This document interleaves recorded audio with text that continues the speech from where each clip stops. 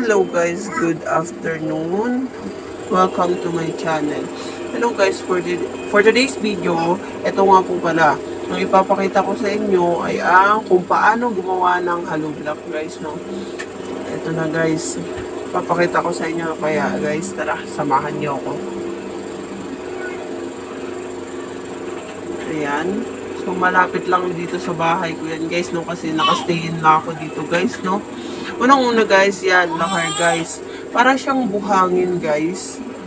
Yan, kaso bato-bato siya, guys. Tapos malagkit din. Ayan, mixer, guys, no? Kumbaga. Diyan natin ihahalo, guys, yung semento at saka lahar. Tapos yan na yung nahalo na, guys, dun galing sa mixer din. Ayan yung hulmahan natin, guys. Kumbaga yung nahalo na guys doon sa mixer na semento at saka lahar, papalahin, ilalabas yun sa mixer guys, then papalahin papunta dyan sa hulmahan, no? Then ganyan, inaano nila, hulma nila, tapos ayan yung kinalabasan niya guys, oh. Tingnan nyo guys. Yan po pala yung ginagawa nila guys.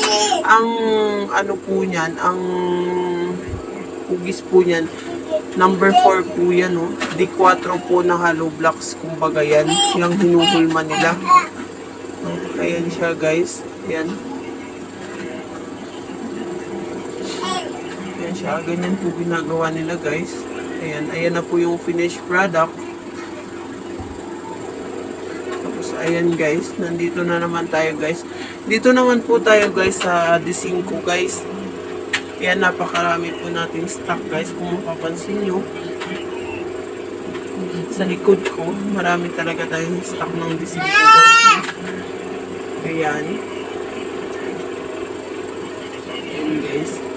Ayan. At saka guys, kung sino po pala yung gustong bumili dyan ng hollow block guys, punta lang kayo dito. Ayan guys, pagkatapos patuyuin yung hollow block guys, ayan yung ginagawa guys, no? Isasalansan siya isa-isa.